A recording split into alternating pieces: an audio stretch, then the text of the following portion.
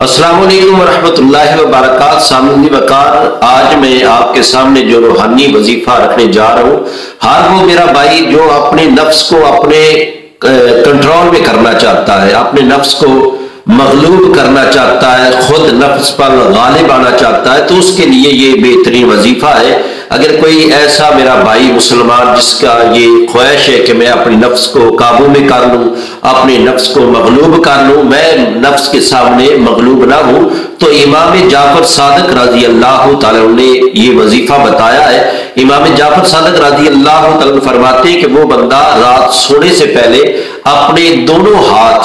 اپنے سینے پہ رکھے اور 490 مرتبہ یہ وظیفہ پڑھے، یا ممیتو،